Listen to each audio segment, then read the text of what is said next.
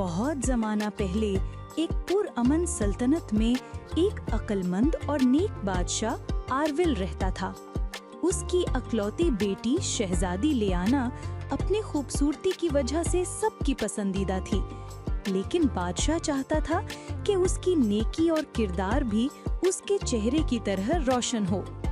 एक दिन बादशाह ने ऐलान किया, जल्द ही लियाना को इस सल्तनत की मलका बनाया जाएगा, मगर पहले उसे ये साबित करना होगा कि उसके दिल में एक सच्ची मलका का जज्बा है।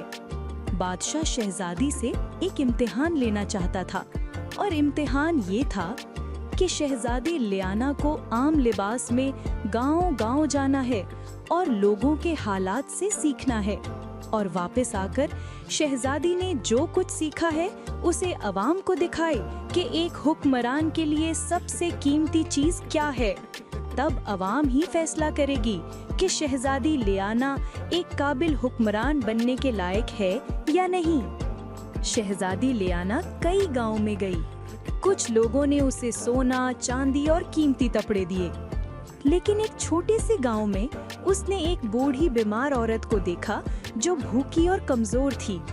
शहजादी ने अपना सुनहरी कंगन उतार कर बेच दिया और उस औरत के लिए खाना और दवा खरीदी। जब वो वापस महल आई तो उसके हाथ में सिर्फ एक सादा सा फूल था जो उस औरत ने शुक्रगुजारी के तौर पर दिया था।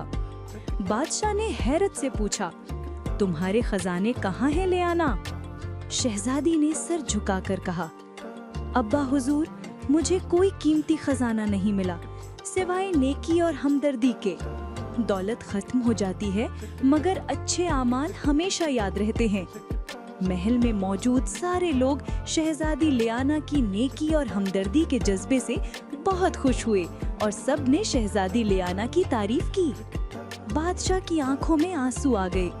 उसने ताज उठाकर शहजादी के सर पर रखा और कहा, तुमने सच्चा ताज पा लिया है बेटी। एक हमदर्द और नेक इंसान ही असल बादशाह होता है।